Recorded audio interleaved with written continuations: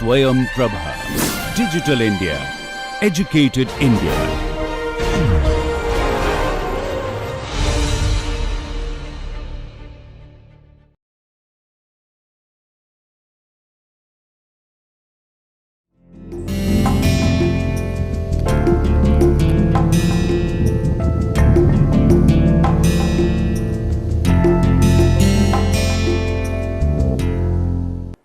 Welcome to lecture 40 of the course on time series modeling and forecasting.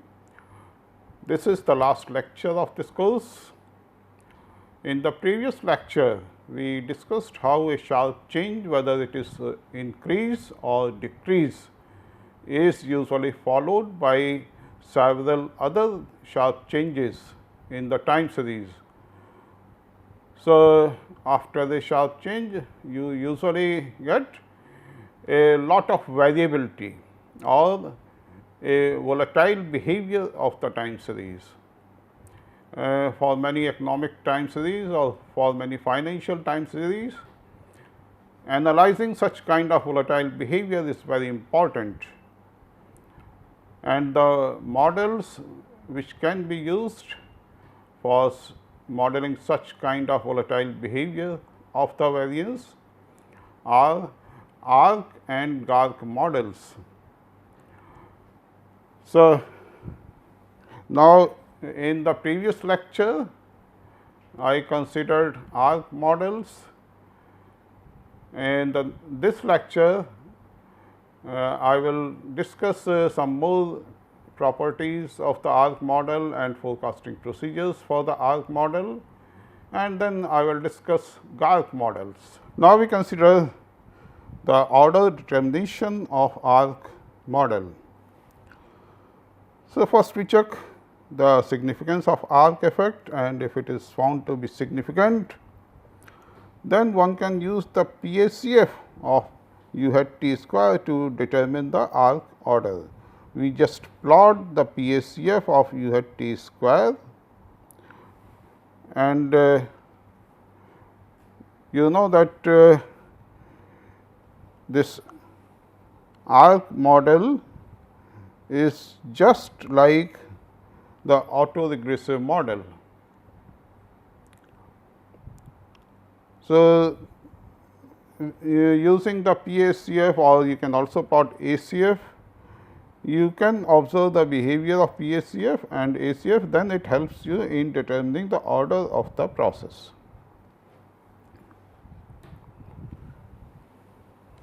For the sigma square t is equal to expectation of u t square given f t minus 1, which is equal to alpha naught plus alpha 1 u t minus 1 square plus 1 plus alpha m u t minus m square.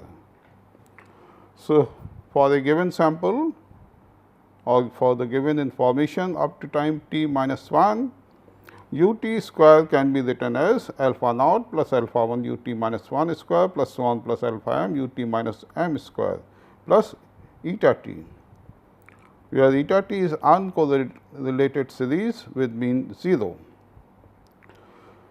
So, you can say that this u t square follows ARM process, and the order of this process is m, and you want to determine the order of this process. And if you plot the PACF of estimated residuals, if the order is m, then PACF will vanish after m lakhs.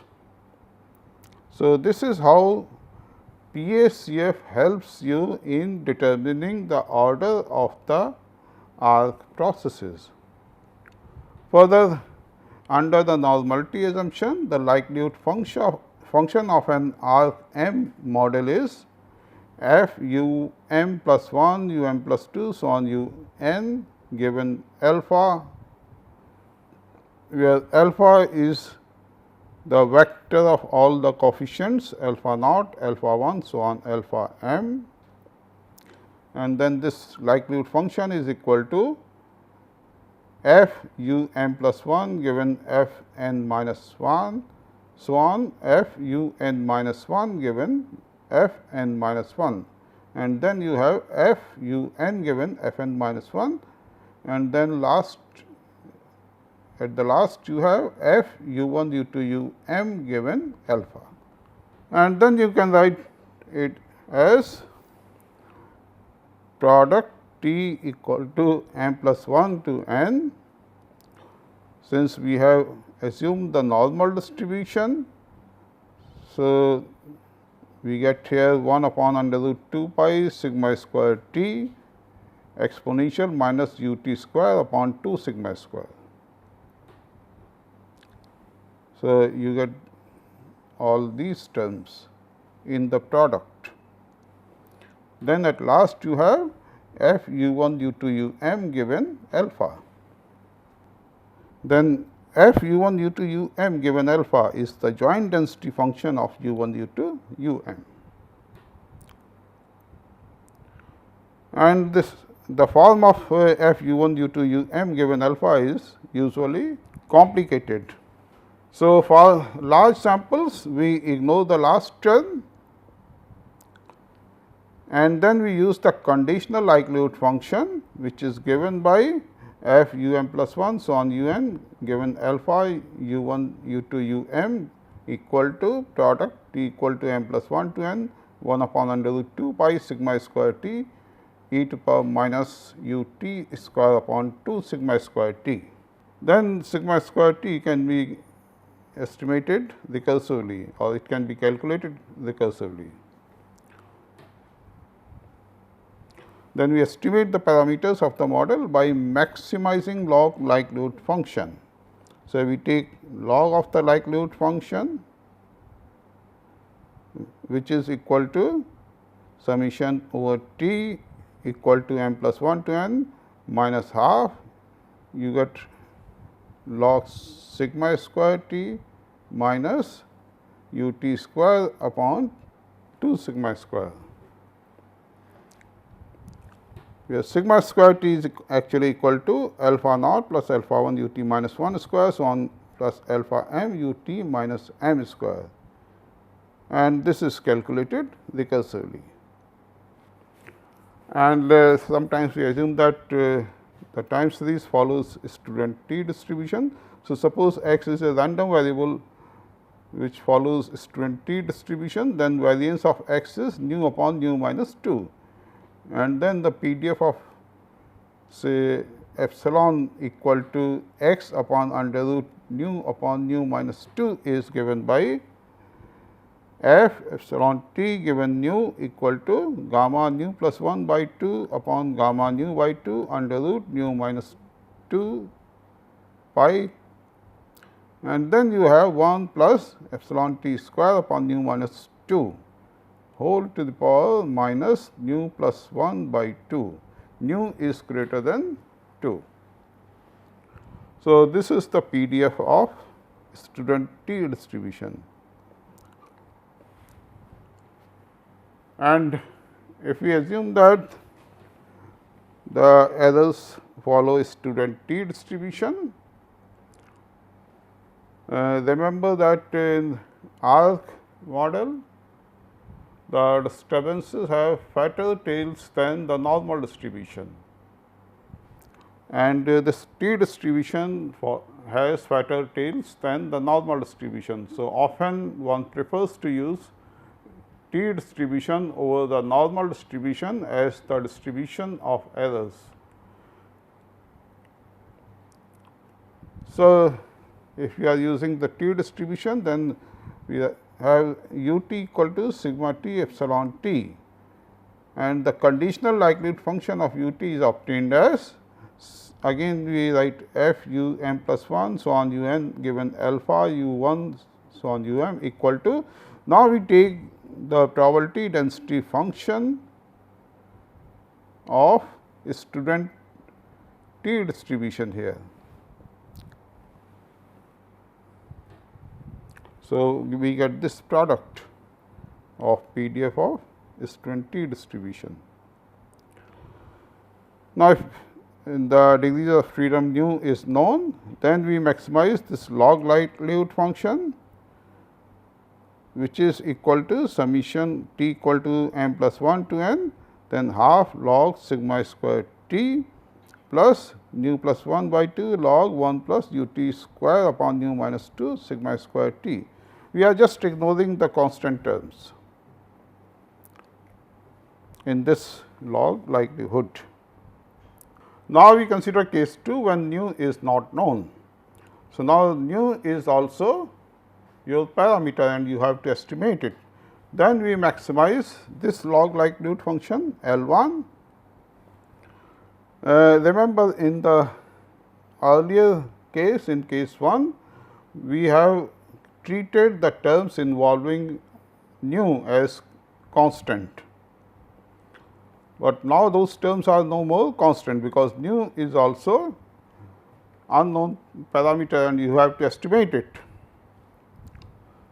So, now we include those terms also in the likelihood function, and your likelihood function is now n minus m log gamma nu plus 1 by 2 minus gamma nu log gamma nu by 2 minus half log nu minus 2 pi, plus you have this log likelihood which you have used in the previous case, case 1.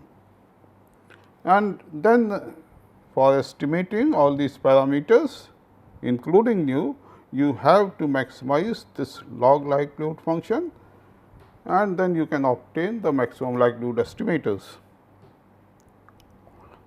Sometimes one also uses skewed student t distributions for estimation of parameters of the model. So, if we assume that the errors are not only having fatter tails than the normal distribution, but errors are skewed also, whether positively skewed or negatively skewed, then one can go for a skewed student t distribution and then define the likelihood function and maximize the likelihood function, and then one can obtain the maximum likelihood estimators. Now, we consider forecasting in ARC models. Actually, forecasting in ARC models is the same as autoregressive models, because these ARC models are just parallel to autoregressive models. The ARC models are for u t square and the autoregressive models are for y t, but in both, in ARC models we write u t square as the function of past values of u t square, as a linear function of past values of u t square. In autoregressive models, we write y t as a linear function of past values of y t.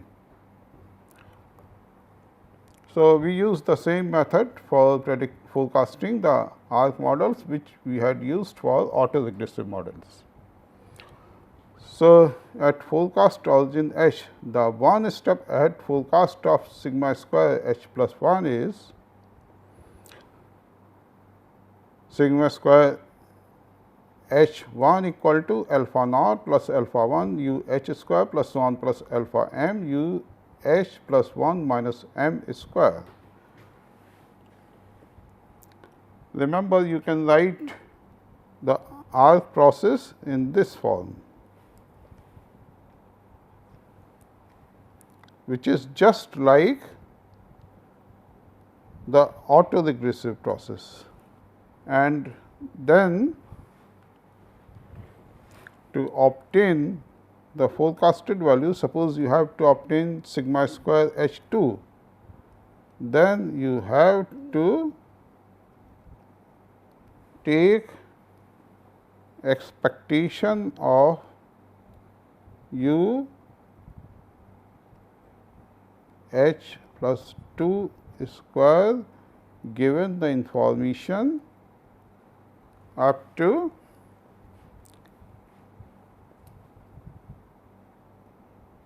h.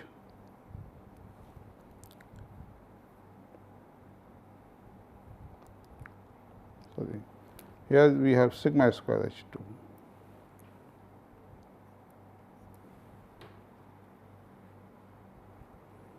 then sigma square h plus 2 is equal to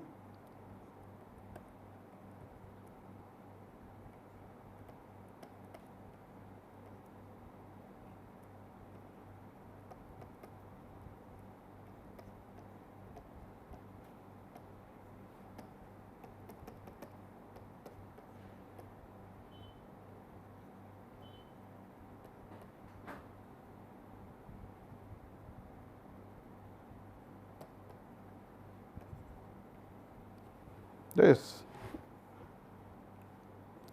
Now, expectation of alpha naught is alpha naught, and actually this expectation is for given f h. So, then expectation of u h plus 1 square given f h is sigma square h 1. Then you have given f h, you get alpha 2 u h square plus 1 plus alpha m u h plus 2 minus m square. So, this is how you get sigma square h 2. In general, for obtaining L step ahead forecast, we have sigma square h L equal to alpha naught plus summation I equal to 1 to m alpha I sigma square h L minus I, where sigma square h L minus I is equal to u h L minus I square if L minus I is less than or equal to 0. So, this you can easily verify. Now, we consider the generalized autoregressive conditional heteroscedastic or GARCH models. So, GARCH model generalizes ARC model by adding terms involving lagged values of sigma square t. So, it belongs to ARMA world, it is just like the ARMA process. So, the GARCH MS model is specified as, so u t is equal to sigma t epsilon t,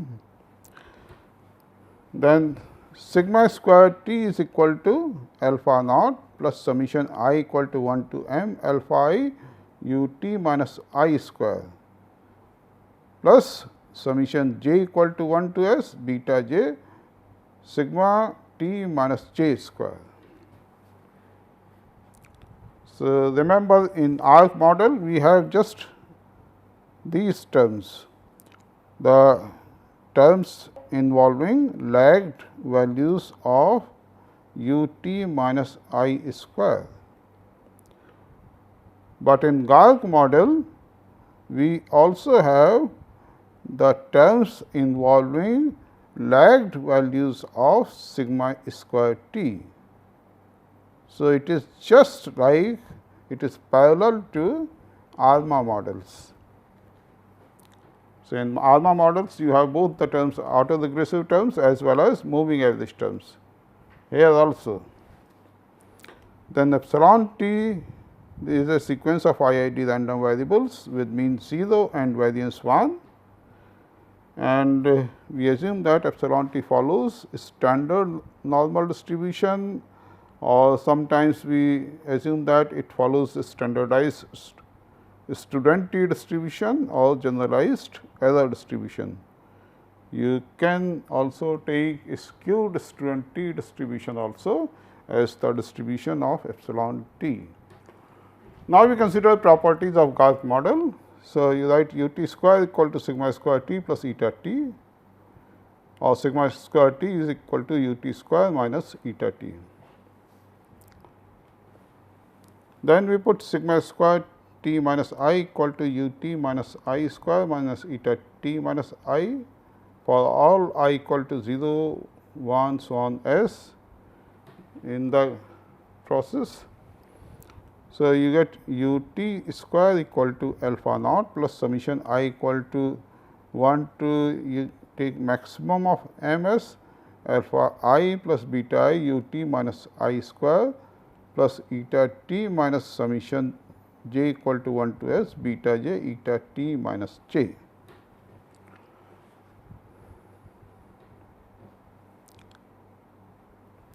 Where alpha I and beta j are 0 for I greater than m and j greater than s. So, in fact, here we have substituted sigma square t is equal to u t square minus eta t. So, then you take eta t towards this side, and then we have substituted u I equal to u t minus I square minus eta t minus I for all I equal to 0, 1, so on s in the process.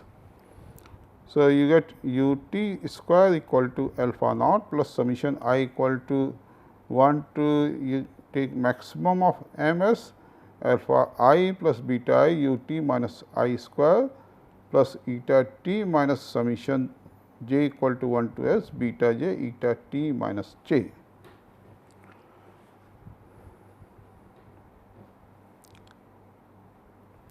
Where alpha I and beta j are 0 for I greater than m and j greater than s. So,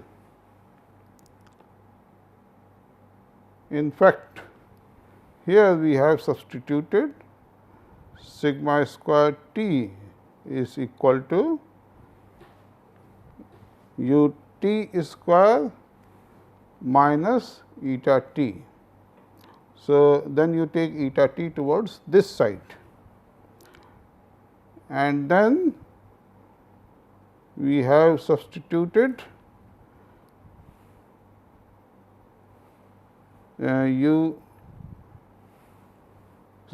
sigma t minus I square equal to u t minus I square minus eta t minus I here. So, you get terms having u t minus I square, and then you add those terms here. So, you get alpha I plus beta I, and then we take summation from I equal to 1 to maximum of m and s.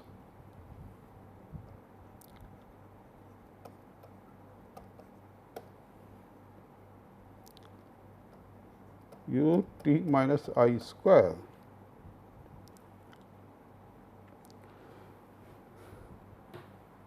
And then we take alpha I equal to 0 if I is greater than m, or beta j equal to 0 if j is greater than s.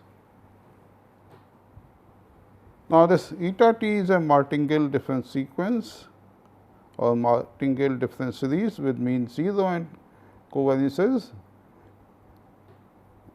between eta t minus j is equal to 0 for all j greater than or equal to 0. And we define a martingale difference series as eta t is a martingale difference series if expectation of eta t given f t minus 1 is equal to 0, simple. So, if you take expectation of eta t given the information up to time t minus 1, then you get 0.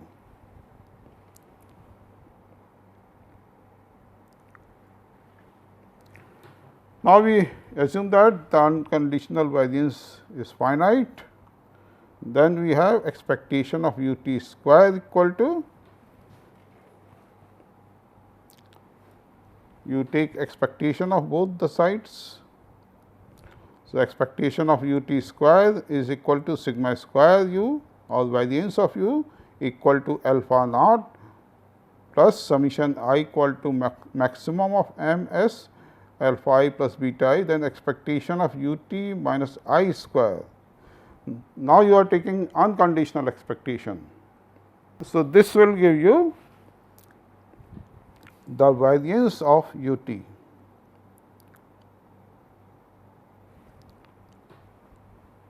So, you get variance of u t equal to alpha naught plus this summation alpha I plus beta I, and then you can take variance of u t outside. Expectation of eta t is equal to 0, expectation of eta t minus j is equal to 0. This conditional expectation is 0. So, if you take unconditional expectation of eta t, that is also 0. So, from there you obtain expectation of u t square, which is variance of u t equal to alpha naught upon 1 minus summation over I alpha I summation over j minus summation over j beta j, or you can also write it as alpha naught upon 1 minus summation I equal to 1 to maximum of m s alpha I plus beta I.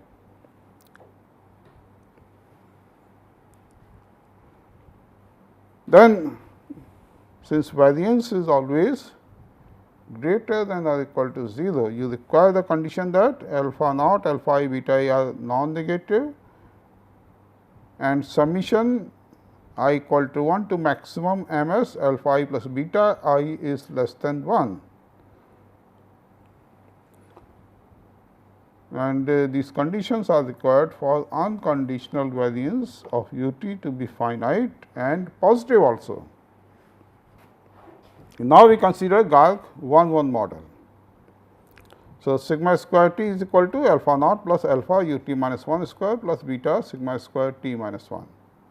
Both alpha and beta lie between 0 and 1, and alpha plus beta is less than 1. Now, this model actually provides a simple parametric function that can be used to describe the volatility evolution. Then, if u t minus 1 square and sigma square t minus 1 are large, if this is large or this is large, then sigma square t will also be large. So, large u t minus 1 square to be followed by another large u t square.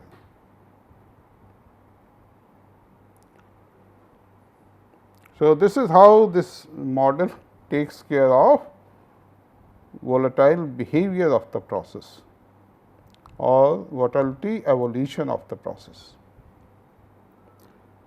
A large u t minus 1 square or sigma square t minus 1 is followed by another large u t square.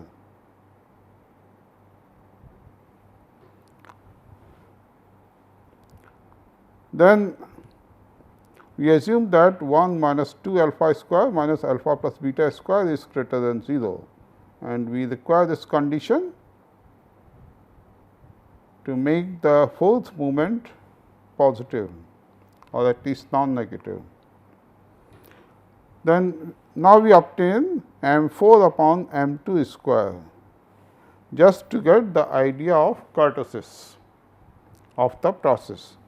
So, m 4 upon m 2 square is equal to 3 plus 6 alpha square upon 1 minus 2 alpha square minus alpha plus beta square, and this is greater than 3. Then GARCH 1 model is leptokurtic or have heavier tail than that of normal distribution. Now, for deriving the expression for kurtosis, we have u t equal to epsilon t sigma t and epsilon t follows normal 0 1.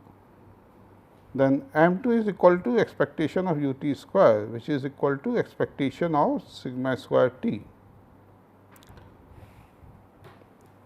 And then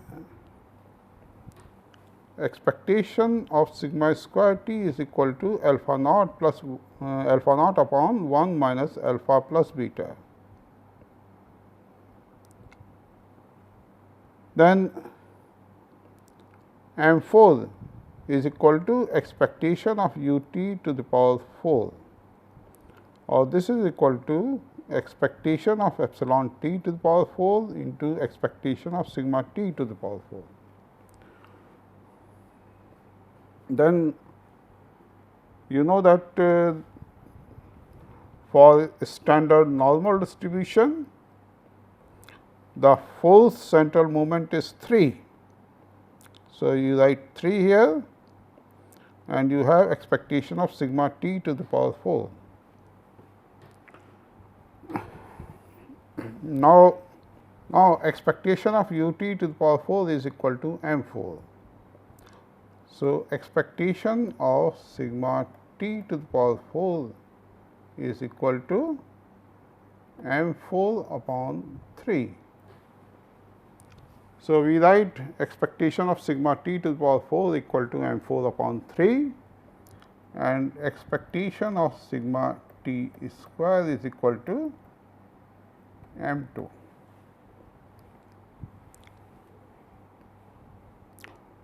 So, ultimately you obtain m 4 equal to, you get 3 times alpha naught square here.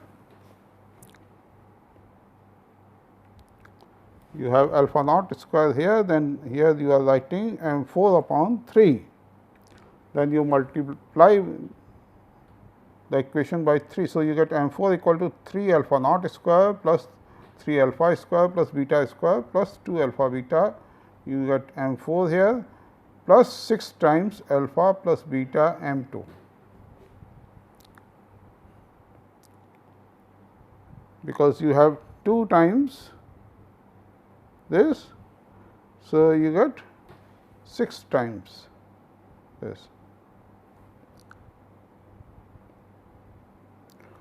So, finally, you obtain m 4 equal to 3 alpha naught square plus 6 alpha naught alpha plus beta m 2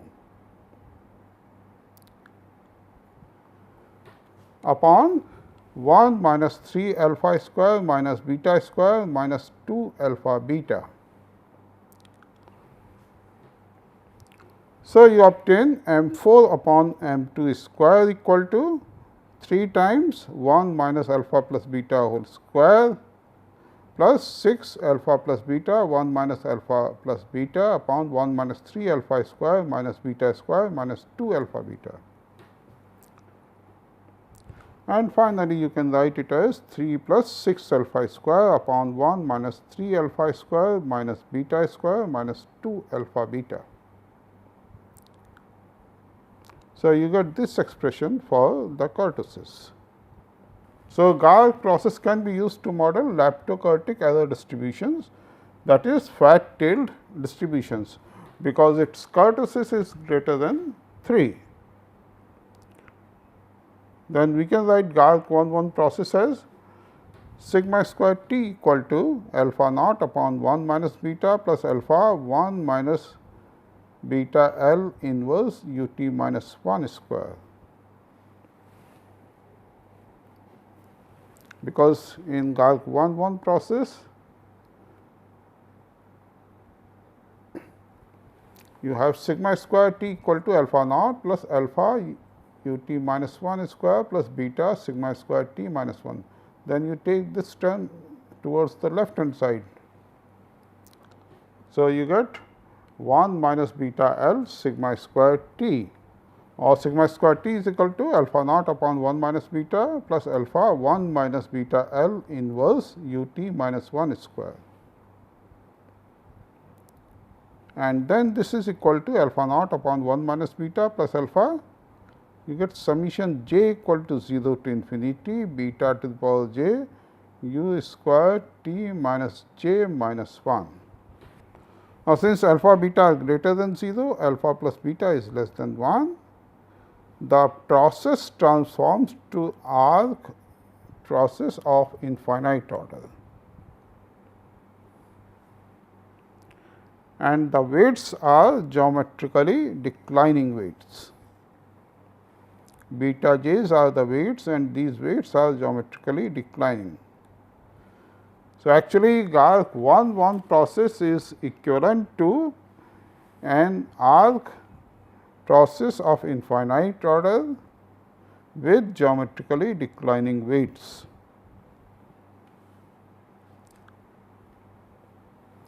Then as alpha tends to 0, then this term disappears, means the heteroscedasticity disappears and kurtosis tends to 3. You observe that this expression for the kurtosis tends to 3 when alpha is equal to 0. Now, we consider forecasting in GARCH model. The forecasting in GARCH model is just similar to that for ARMA model, because GARCH models are just parallel to ARMA models. So, we consider GARCH 1 model and with forecast origin H. Then the one step ahead forecast is sigma square H 1 is equal to sigma square H plus 1 is equal to alpha naught plus alpha 1 u H square plus beta 1 sigma square H. So, with sigma square H 1 there is no problem. You have information up to time H, because forecast origin is H. Now, for multi-step ahead forecast, we write u t equal to sigma t epsilon t in the GARCH 1 model. So, your GARCH 1 model for t plus 1 is alpha naught plus alpha 1 sigma square t plus beta 1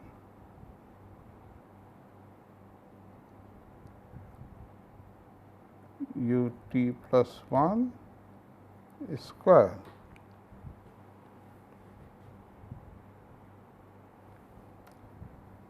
So, with the alpha 1 you have u t plus 1 square, and with beta 1 you have sigma square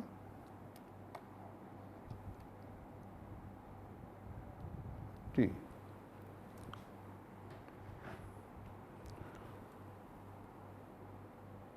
And then we write it equal to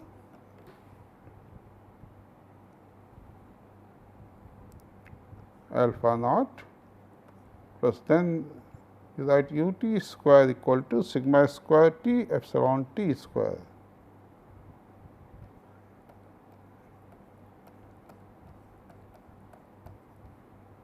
plus beta 1 sigma square t, and then we write it as alpha naught plus alpha 1 plus beta 1 sigma square t plus you have alpha 1 sigma square t epsilon t square minus 1.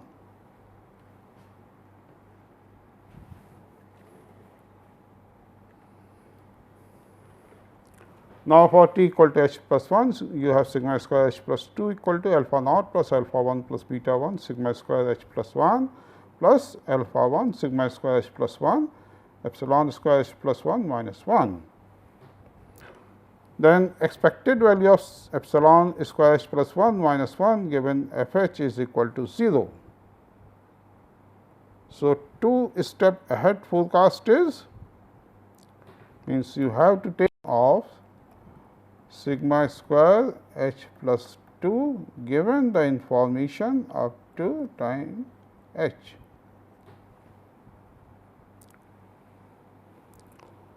So, you get sigma square h plus 2 equal to alpha naught plus alpha 1 plus beta 1, and then you have expectation of sigma square h plus 1 given f h is equal to sigma square h 1. So, you get sigma square h 1 here, then expectation of this term is 0. In general, L step ahead forecast is sigma square H L is equal to alpha naught plus alpha 1 plus beta 1 sigma square H L minus 1. So, this is how you can obtain different forecast recursively. You get a recursive relationship between sigma square H L and sigma square H L minus 1.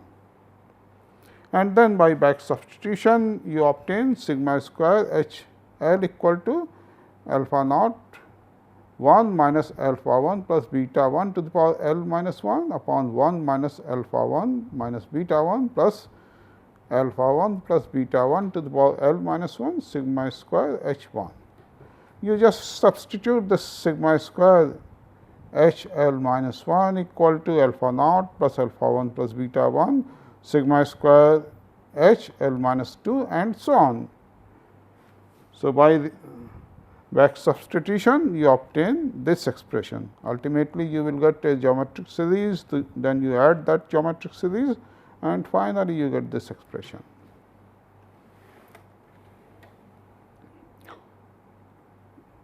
Then in this expression, if you take L tending to infinity, then you obtain sigma is the limit of sigma square H L as L tending to infinity is alpha naught upon 1 minus alpha 1 minus beta 1, where 1 minus alpha 1 minus beta 1 is greater than 0, because this term goes to 0, alpha 1 plus beta 1 is less than 1, this term goes to 0. So, finally, you obtain alpha naught upon 1 minus alpha 1 minus beta 1.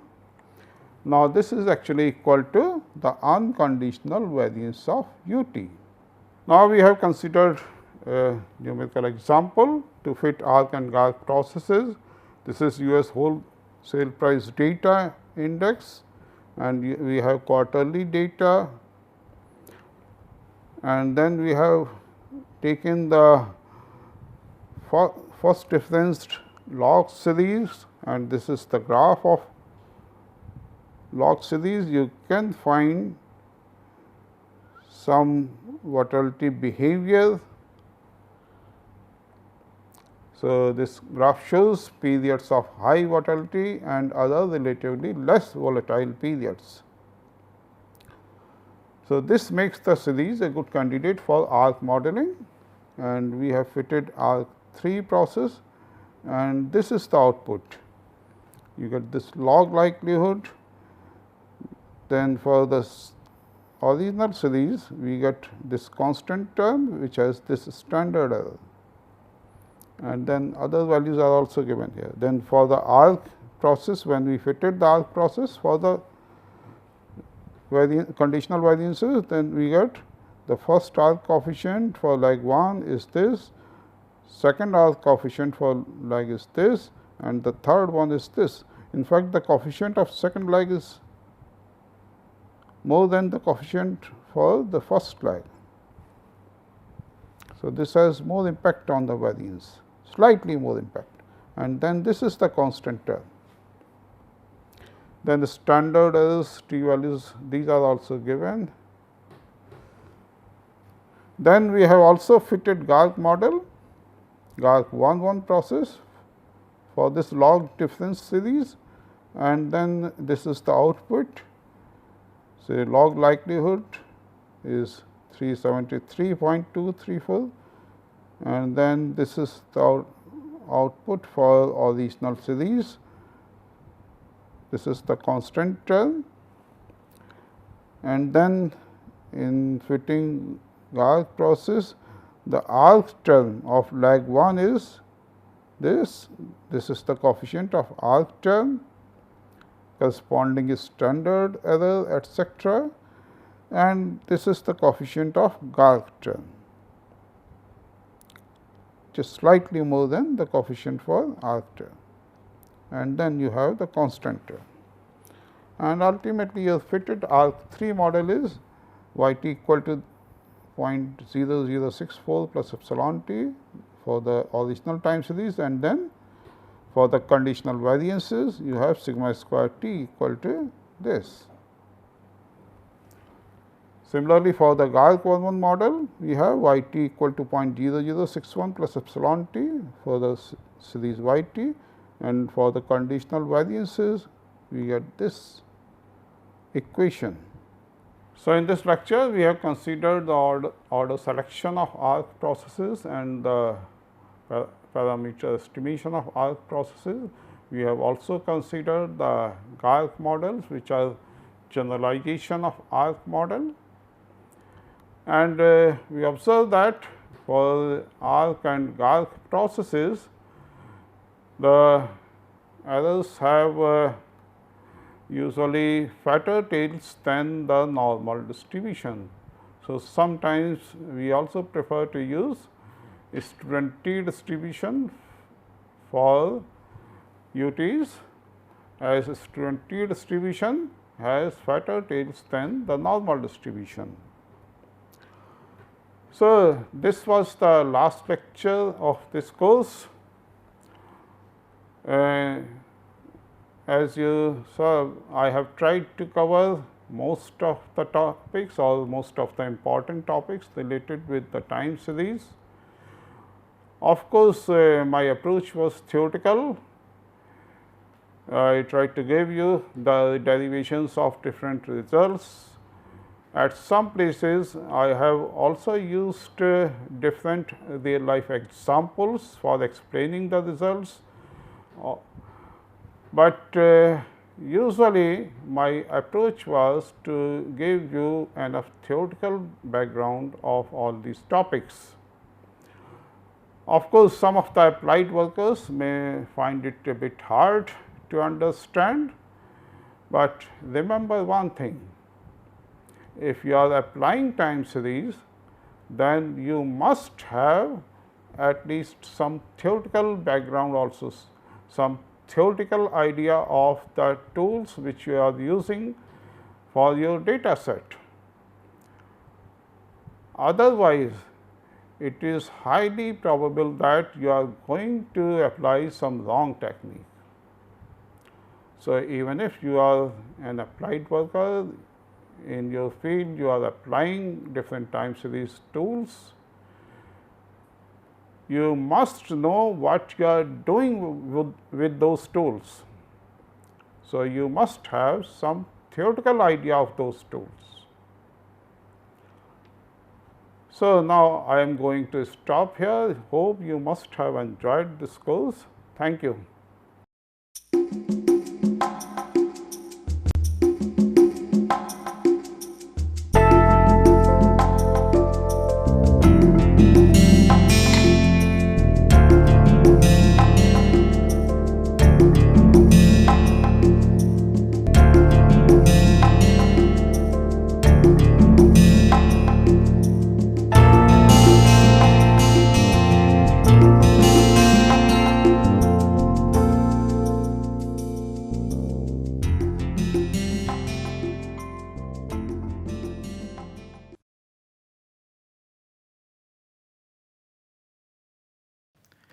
Hello everybody.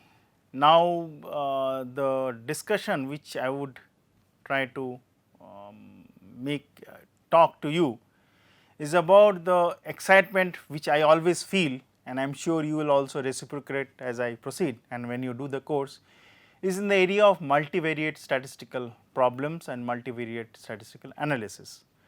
So, what we mean by multivariate? So, we know that statistics is a subject where you have a lot of data, you try to analyze that using different type of techniques like estimation problem, MCMC techniques, then forecasting and the area of time series analysis, and then try to basically find out the best forecasting tool which you have, such that you are able to gain the maximum amount of information from a set of data.